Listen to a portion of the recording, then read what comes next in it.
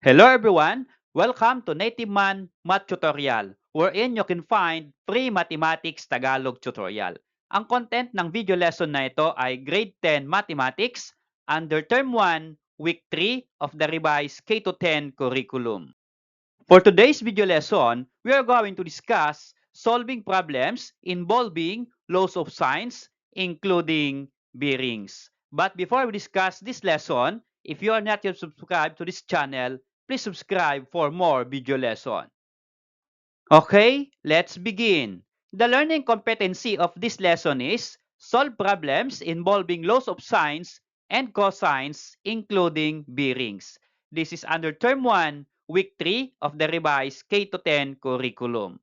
And for the objectives, at the end of the session, you will be able to, number 1, identify problems that involve application of law of sines, including bearings. Number 2, draw an illustration that describe the problem. Number 3, explore possible strategies to solve the problem. And number 4, solve problems involving laws of sines, including bearings. Now, these are the steps in solving problems involving law of sine and bearings. For the first step, identify the problem. Determining known and unknown quantities as well as quantities that need to be identified in prior. Second step, letter B, draw an illustration. Sketching the oblique triangle with complete label. Letter C, explore possible strategies, deciding on which law is applicable based on the illustration. Letter D, apply the chosen strategy, writing of a working equation and solving it. And for the last step, letter E, look back and learn, reflecting on how correct the undertaken steps were and learning about how reasonable the answer is. Now, in solving problems, lahat po ng steps na ito ay ipe-perform po natin. Okay? Before we proceed in solving problems, we are going to recall first the different cases wherein the sine law and cosine law can solve. Okay, for sine law, we have number 1, SAA case or the side angle angle. For the second case, ASA case or the angle side angle. And for the third case, SSA case or the side angle. So kapag ganito po yung given sa ating oblique triangle, then pwede po natin gamitin ang sine law. How about kapag ganito naman po yung given for the cosine law? SAS case or the side angle side, and the second one, SSS case or the side case. Okay, kapag ganito naman po yung given sa ating oblique triangle, SAS and SSS, ang pwede po nating gamitin na law ay cosine law. So in solving problems, it's up to us. We are going to determine kung ano yung law na applicable sa problem na yon. Depende po doon sa ating given. I-apply po natin yung cases na ito.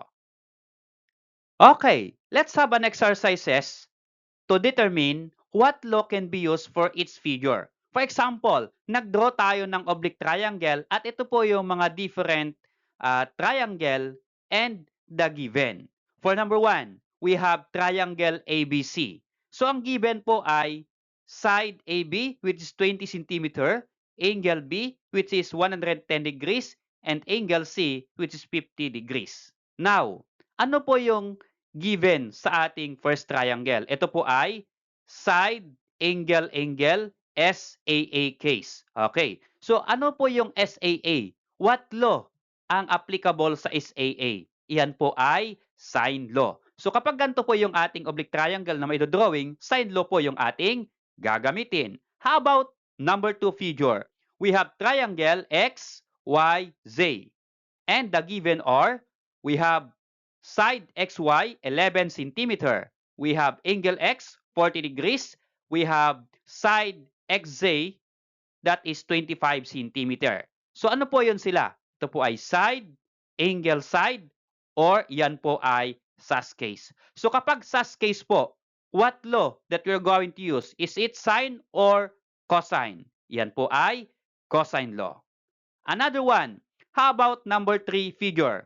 we have oblique triangle GMA, and the given are, we have angle M 100 degrees, we have side MA 19 centimeter, and we have angle A 50 degrees. Now, what is the given? Okay? So, ang given po ay ASA or angle side angle. Okay. Now, under ASA case, ano po yung law na gagamitin natin? That is, yung ASA po ay sine law. Okay. For number 4, example, ito po yung na-drawing natin na oblique triangle. At ito po yung kanyang given. We have side PQ, 18 cm, side QR, 10 cm, and side PR, we have 24 cm.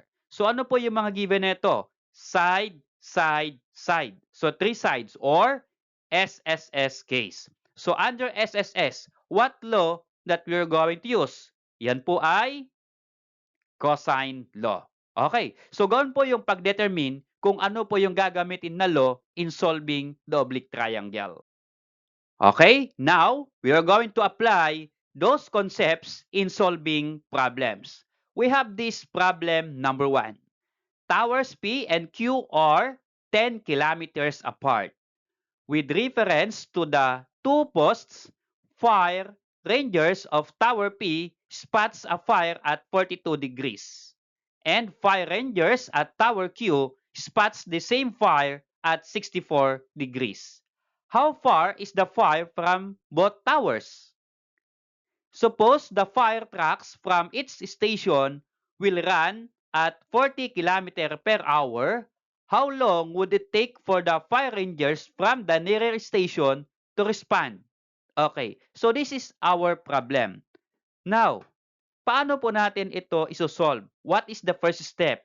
So the first step, we are going to identify the given. Identify the problem. So identifying problem is also identifying what are the given in the problem. Okay, so here, ito po yung mga different given. Unahin ko po yung 10 kilometers here. So what is this? Bilugan ko, 10 kilometers. So ang 10 kilometers is the distance between fire towers P and Q. Okay? With reference to two posts, fire rangers at Tower P spots a fire at 42 degrees. Kaya ito po yung 42 degrees, the angle measure formed by the distance between the towers or the two towers and the distance of Tower P to the fire. And the second degree is 64 degree. The angle measure formed by the distance between the two towers and the distance of Tower Q to the fire. Okay, so here, we're going to apply it in illustrating the problem. Okay, so tuturo ko po sa inyo paano nga po ba i-draw yung problem number 1. Paano po tayo mag-draw ng oblique triangle.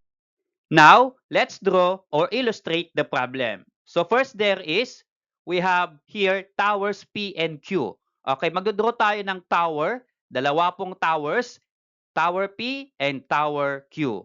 And here, nakalagay po sa ating identifying the problem 10 kilometers apart. So magdodraw po tayo ng line from Tower P to Tower Q and the distance is 10 kilometers. So nakalagay po, naka-indicate 10 kilometers apart. So ang layo po ng Tower P sa Tower Q ay 10 kilometers. Okay. And then, with reference to two posts, fire rangers at Tower P spots a fire at 42 degrees. So, mag-draw po tayo ng fire dito sa part dito. Ito po yung ating fire. At mula daw po sa fire na ito, yung fire rangers at Tower P, ito po yung Tower P, spots a fire at 42 degrees. Okay, i-draw ko po yung 42 degrees. So, yung reference natin ay yung distance from P to Q. Okay? At mula po dito sa line na ito, magdodraw daw tayo ng line to fire and ang mapo-form na angle ay 42 degrees. Okay, so yan po yung from Tower P. How about from Tower Q? And fire rangers at Tower Q spots the same fire at 64 degrees. So mula Tower Q, na-spot niya yung fire o nakita niya yung fire at what degree? 64 degree. Okay, so notice here, we made a oblique triangle. Okay, we have 42 degrees, 64 degrees, and 10 kilometer. So tatlo po yung given. So masosolve po natin ito using law of sine or law of cosine. Now, ito po yung first question. How far is the fire from both towers? Okay, gaano po kalayo yung fire mula po sa Tower P at mula po sa Tower Q? So, iyan po yung ating question mark. Ito po yung ating isosolve. Okay? So, paano po yan isolve? Okay. So, gawin po natin itong from Tower P to fire is side A and from Tower Q to fire is side B. Okay, isosolve po natin itong side A and side B. Okay, unahin po natin yung side B o side A rather. But before we solve side A, ano po yung given dito sa ating oblique triangle? Asa. So, angle, side, angle. So, kapag angle, side, angle, or asa ang given, ano yung law na gagamitin natin? Okay? So, yung asa po ay under sine law. Okay? So, asa case is under sine law. Now, sine po yung ating gagamitin. And here, to solve for sine law or to solve for the sides A and B, ang unang isosolve natin ay itong angle na ito. So, bakit po kaya 74 degree ang measurement ng angle na ito? So, gamitin po natin yung sum of the angles in a triangle. So, ang sum po ay 180 degrees. So, dapat kapag pinag-add natin yung 42 plus 64 plus 74, 180 degrees. Ngayon, kapag wala ito, paano po natin ito isusolve? I-add lang po natin yung dalawang angle na given, 42 plus 64, that is equal to 106 degrees.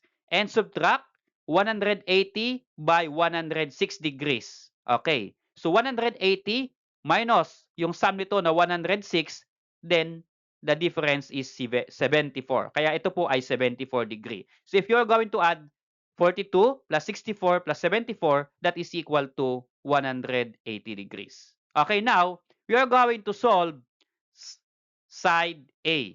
At ito po yung ating sine law. As a recall, side A over sine A is equal to side B over sine B is equal to C or side C over sine C. Now, ang kailangan po natin dyan ay dalawang proportion or dalawang ratio rather to solve for the unknown. So, kapag unahin natin yung A or side A, ito po yon. Okay, gagawa po tayo ng dalawang fraction or dalawang ratio. Okay, ano po yung partner ng side A?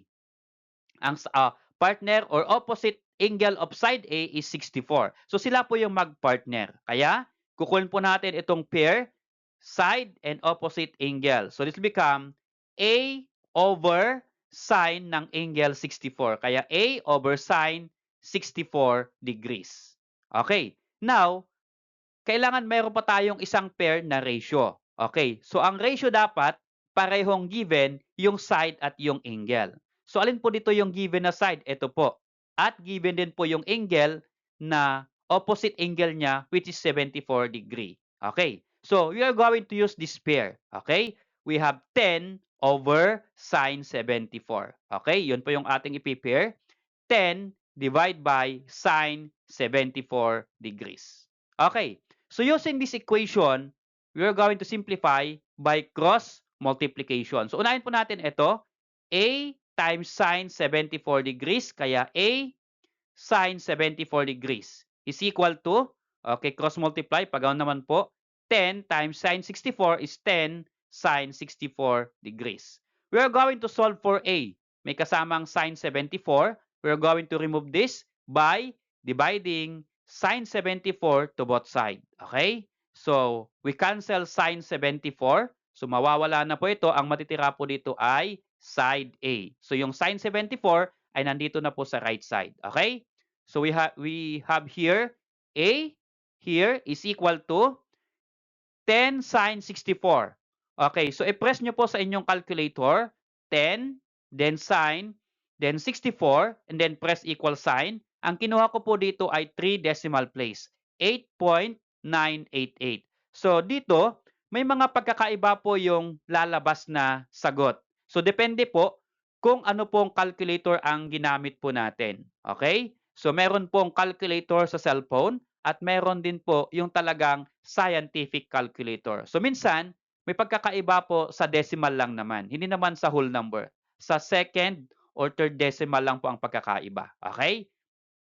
Then, divide by sine 74. So, what we're going to do there, ang gagawin lang po natin dito ay i-divide natin 8.988 divide by sine 74, then press equal sign. Ang lalabas po sa aking calculator ay 9.35. So, kung iba po sa inyong calculator, okay lang po yan. So, ito po kasi yung lumabas sa aking calculator. 9.35 into decimal place. Okay? So, yung side A, etong side na ito, the measurement or the distance is 9.35 kilometers.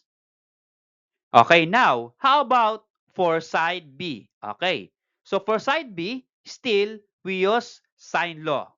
Okay, since B po yung ating hinahanap, ito naman po yung ating focus.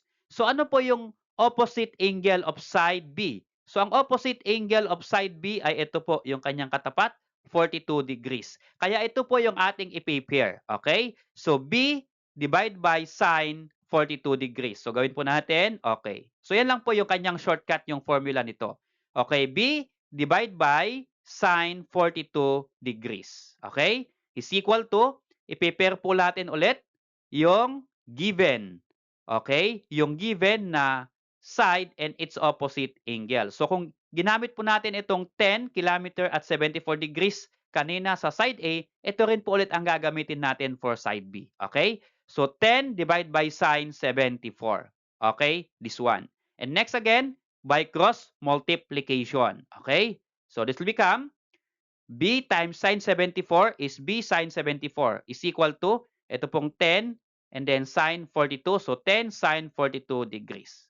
And the next step, remove sine 74 by dividing sine 74 to both sides of the equation. Okay? Para may remove natin yung sine 74 dito, lilipat po dito sa right ng equal sign. So ang matitira po dito ay ito pong side B. So this become side B is equal to, press again in your calculator, 10 sine 42, then press equal sign. Ang lalabas po dyan ay 6.691.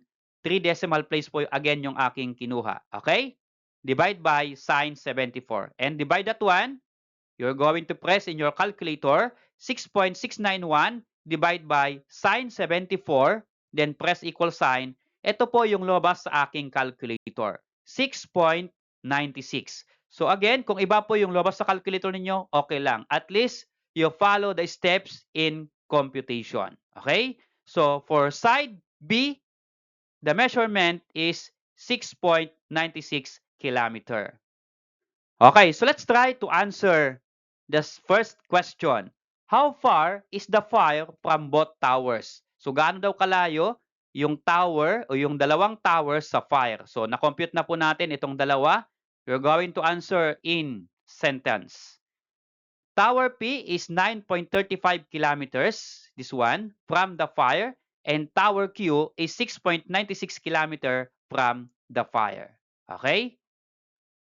For the second question, we have this one. Suppose the fire trucks from its station will run at 40 km per hour. How long would it take for the fire rangers from the nearer station to respond? Okay.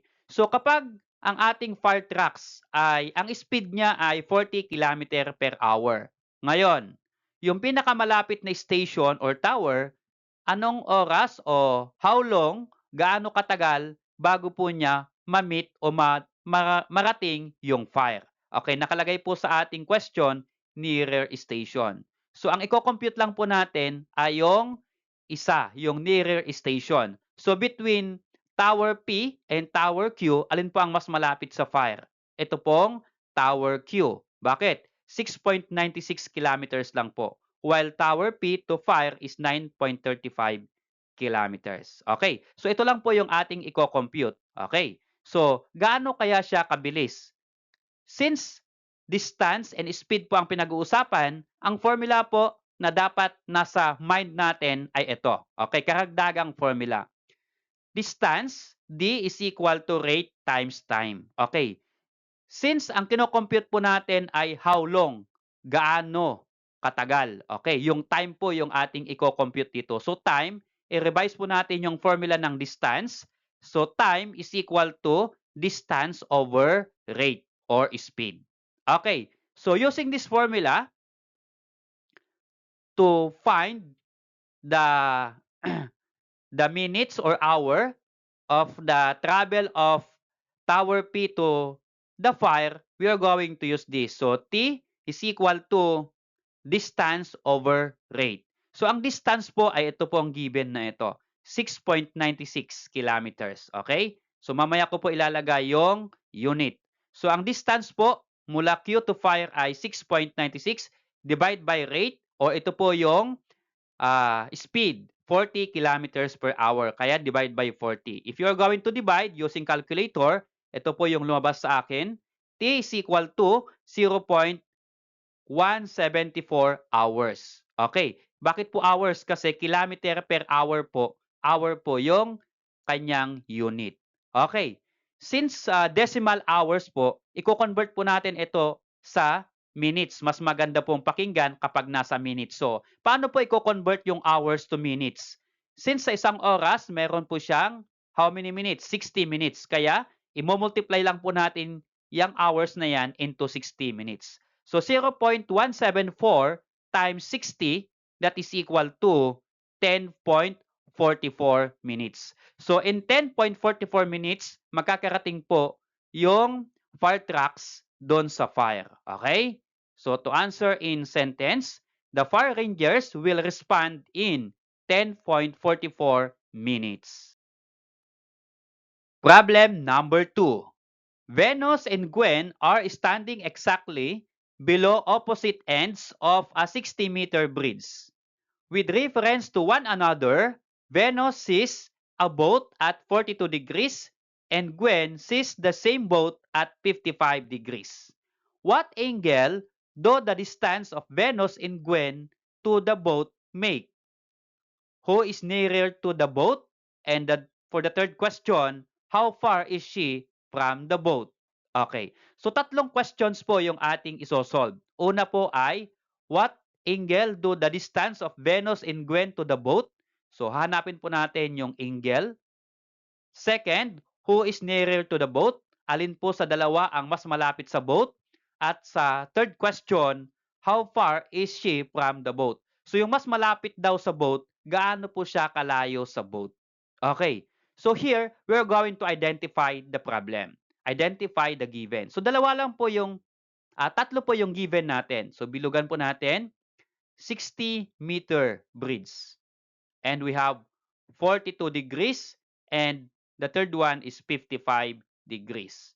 Okay, so yung haba po ng tulay na pinag-uupuan o pinagtutungtungan ni Venus at ni Gwen ay 60 meter long. Okay, nasa magkabilang dulo po sila. So habang pinapaliwanag ko yung given, i-draw na rin po natin. For example, ito po si Venus, okay, V. At ito naman po si Gwen, G. Okay, so sabi niya, they are standing exactly below opposite ends of a 60-meter bridge. So magkabilang dulo po ng bridge at ang measurement po ng bridge ay 60 meters. Okay, so ito po yung bridge and the distance between them is 60 meters. Now, with reference to one another, ito po yung ating reference daw po, itong line na ito, Venus sees a boat at 42 degrees. So, kailangan po natin ng boat. So, ito po yung ating boat. Okay, from Venus, nakikita daw niya yung boat at 42 degrees with the reference, with the bridge. Kaya, gagawa po tayo dito ng line from Venus to boat at ang mapuform po na angle with the bridge and this line, yun po yung sinasabi niyang 42 degrees dito. Okay? And for Gwen, ito po si Gwen, sees the same boat at 55 degrees. Okay, so the same boat, okay, the angle formed is 55 degrees from Gwen. Okay, so ito na po yung ating oblique triangle. Okay, so na-label na po yun natin yung given, nakapag-draw na po tayo ng oblique triangle. Now, we're going to analyze the question. What angle do the distance of Venus and Gwen to the boat make. So ito po yung hinahanap niya. So ano daw po yung angle na na-form mula po doon kay Venus at kay Gwen to the boat. Okay, so ano po yung measurement ng angle na yan? So here, hindi po madaling o madali lang pong isolve yung angle na ito since dalawang angles na po yung given. Applying the sum of angles in a triangle, ang sum po ay 180. So we have here 42 plus 55, yan po ay 97 degrees ang total. Ngayon, ilan po ang kulang para maging 180 or 180 minus 97, that is equal to 83 degrees. Okay, so here, the angle formed by Venus in Gwen is 83 degrees. So, ito na po yung ating question number 1. Ito na po yung sagot. The angle made by the distance of Venus in Gwen to the boat is 83 degrees. Okay, so how about the second question? Ito po yung second question. In-underline ko ng blue. Who is nearer to the boat? So, alin po ang mas malapit sa boat? Si Venus or si Gwen? Okay. So, paano po natin yan malalaman? Isosolve pa ba natin yung distance ni Venus to the boat and ni Gwen to the boat para malaman lang natin kung sino po ang mas malapit sa kanila? No need. So, gagamitin po natin yung theory ng inequalities triangle. So, sa inequalities triangle nung kayo ay grade 8, pinag-aralan nyo na the smallest angle in a triangle, its opposite side is the shortest side. Kaya, alin po ang mas maliit, pinakamaliit dito? 42. Ano po yung opposite side ng 42? Ito pong side na ito. Ibig sabihin, itong side na ito ang pinakamaiksi kasi yan po yung opposite niya, pinakamaliit doon sa tatlong angles. Okay? So here, to answer the question number 2, who is nearer to the boat? Gwen is nearer to the boat. Siya po yung pinakamalapit sa boat. Ano po? Okay, now, how about the third question? Kalagay po dito in green, underline, how far is she from the boat? So yung pinakamalapit daw, gaano po siya kalayo sa boat? Okay, so si Gwen po ang pinaka malapit sa boat. So, gaano po siya kalayo sa boat? So, gawin po natin iyan po ay side A. So, i-compute po natin yung distance ni Gwen sa boat as side A. Okay. So, before we solve, identify natin ano ba itong oblique triangle? Ano po yung kanyang given? We have angle, side angle. Iyan po ay asa. So, under asa, ano po yung gagamitin po natin na law? Yan po ay sine law.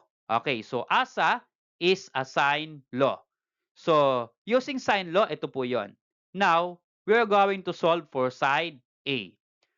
So, ito lang po yung concept ng formula na ito para hindi po kayo mahirapan. Okay, so again, side A po yung ating i-compute.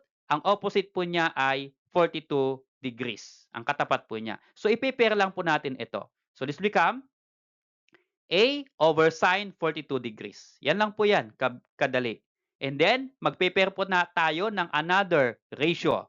Ang i-pair po natin, dapat given yung side, given din yung opposite angle. So, ito po yung given na side, 60 meter, at given po yung kanyang opposite angle, which is 83 degrees. Kaya, i-pair lang po natin, 60 divided by sine 83 degrees. Okay, so here, 60 divided by 83 degrees. Okay, using this equation, by cross multiply, ay masosolve po natin yung side A.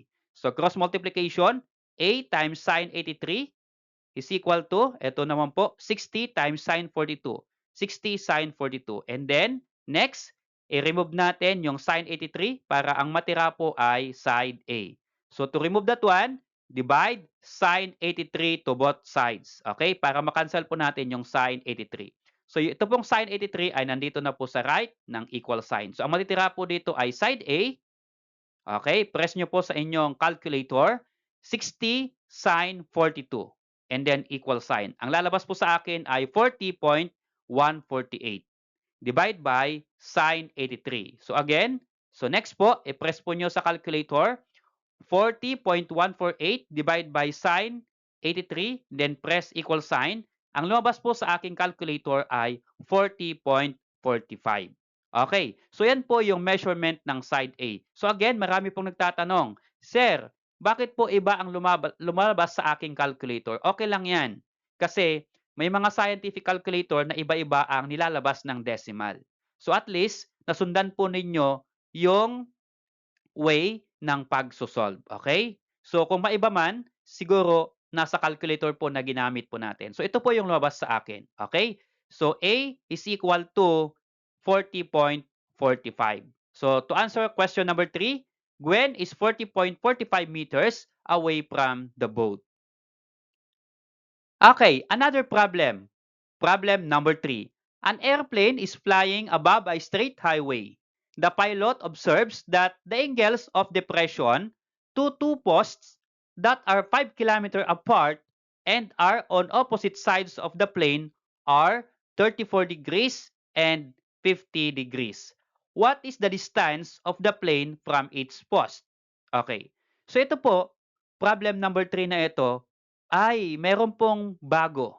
We have angles of depression. So yung angles of depression na ito ay na-discuss na po natin nung kayo po ay grade 9. Ano po? So angles of depression. Now, how are you going to draw or illustrate this problem? Okay. So ang pinakamahirap na part po ay yung pagdo-drawing. Yung pagko-compute, madali na lang po yung pagko-compute. Kasi kung mali po yung drawing natin, mali din po yung ating computation.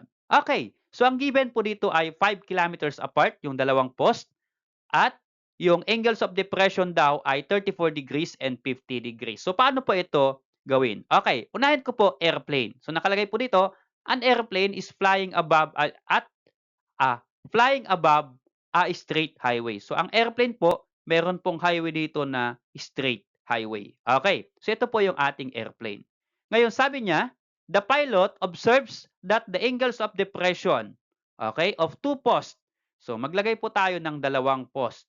Visual lang po na sila po ay nasa straight highway. Okay, so ito po yung dalawang post. Ang nakalagay po ay 5 kilometer apart. Okay, or 5 kilometer apart that two posts. So ibig sabihin, we're going to draw a line from two posts and label it as 5 kilometers. Now, mula po dun sa dalawang post, ang angle of depression nung dalawa ay 34 and 50. So paano po ba yan?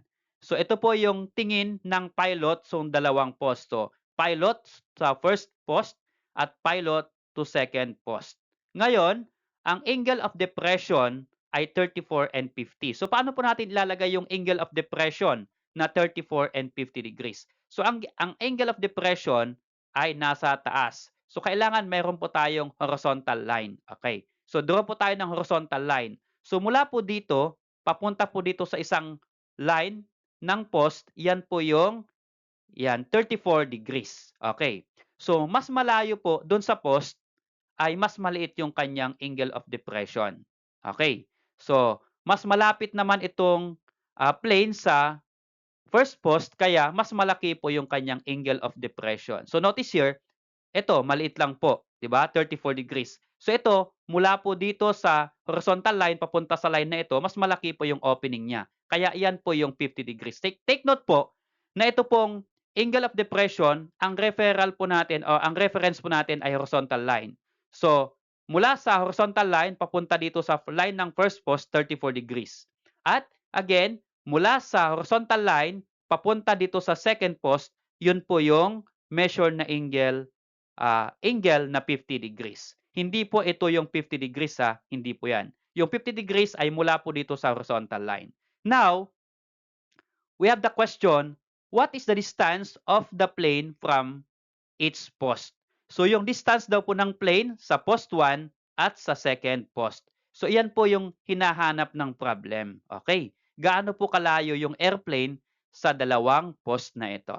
Okay? So here, saan po tayo magfo-focus na oblique triangle? Ito po yung ating oblique triangle, kulayan natin. Iyan po yan.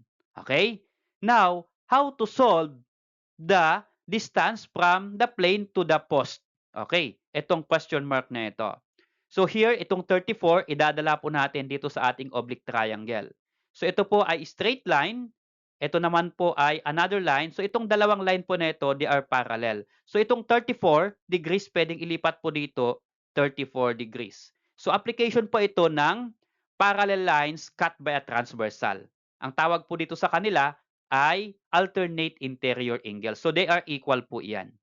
And mula po dito sa 50 degrees at 34 degrees, makukuha po yung angle na ito. So paano po? Since ito pong malaking ito ay 50 at ito naman po ay 34, ano naman po ang measurement ng angle na ito? So all you have to do is subtract 50 minus 34, that is equal to 16. Kaya ito pong angle na ito ay 16. So that 16 ito plus 34, ang total ay 50 degrees. Okay? So ilagay ko po dito sa i-separate ko po. Ito na po yung ating magiging triangle. Okay? 16, 34, and then 5 kilometers. Ngayon, ang hinahanap ay ito pong side na ito. Okay? Lagyan na lang po natin ng sides letter A and letter B. So, side A and side B, itong dalawang question mark. Now, mula po sa given na ito, angle, angle, side. Ano po yan? Or side, angle, angle. So, under what law ang SAA? Cosine or sine? Yan po ay okay. So, ilagay ko po dito para malinis po yung ating screen. Okay. So, ang given po dito ay SAA case. So, ano po yung SAA case? Yan po ay sine law. Okay. So, sine law po yung ating gagamitin. So, here, ang una po nating iso-solve, since angle, angle, and then side, pwede po nating i-calculate yung angle na ito. Okay? Kasi dalawang angles po yung given. We have 16 and 34. So what is 16 plus 34? Yan po ay 50 degrees. Kaya isusubtract po natin yung 50 from 180. So 180 minus 50 is 130 degrees. So the measurement of this angle is 130 degrees. Okay. Now, we are going to apply the law of sine in calculating side A and side B. Okay, unahin po natin yung side A. So, for side A, ito po yon. So, ang partner po niya na angle ay 34 degrees. So, kunin na po natin itong pair na ito. So, A over sine 34 degrees. And then, ang ipapartner po natin, dapat given po yung side at yung opposite angle. So, ito po, 5 kilometers, ang opposite po niya ay given 16 degrees. Kaya 5 divide by sine 16 degrees. So, ganun lang po yung pagkuha para mas madali. So, 5 divide by 16 or sine 16 degrees. Again, by cross multiply, madali na lang po. A sine 16 is equal to 5 sine 34. And then, i-remove natin itong sine 16 by dividing sine 16 to both sides, cancel. And then, ang matitira po dito ay A. So this become A is equal to, press again sa calculator, 5 sine 34. Ang lumabas sa akin ay 2.796 divide by sine 16. And divide this one. So the quotient is 10.14 sa aking calculator. So press lang po nyo 2.796 divide by sine 16. Then press equal sign. Ang lumabas po sa akin ay 10.14. Okay, so ano po yung 10.14 na yan? Yung distance side A po na ito. Okay. How about side B? For side B, okay, ito po yung side B natin. Ang opposite angle po niya ay given, 130 degrees. Kaya B over sine 130 degrees. And gamitin po ulit natin itong 5 kilometers and then 16 na opposite. So 5 divided by sine 16 degrees. Okay? By cross multiplication again, we have B sine 16 degrees is equal to 5 sine 130 degrees. Okay?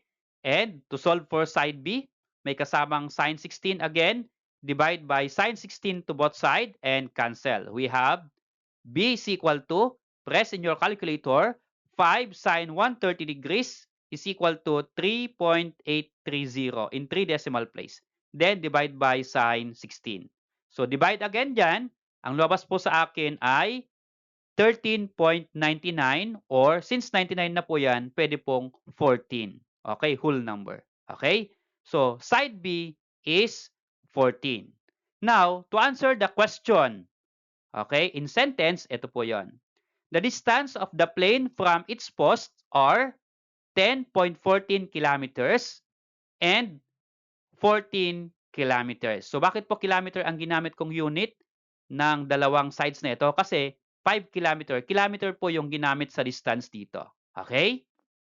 To end up the discussion, try to do these exercises. So mag-iwan po ako ng problem 1 and 2 and you're going to answer what is asked in the problem. At baka pwede naman pong pa-share yung inyong sagot by just typing your answer in the comment section below. Thanks for watching, guys. I hope that you learned from this simple video lesson. See you on my next discussion about problems on laws of cosine. So, iniba ko po yung video, hindi ko po pinagsama yung problems on laws of sine and cosine. Pinaghiwalay ko po sila kasi po masyadong mahaba yung ating discussion.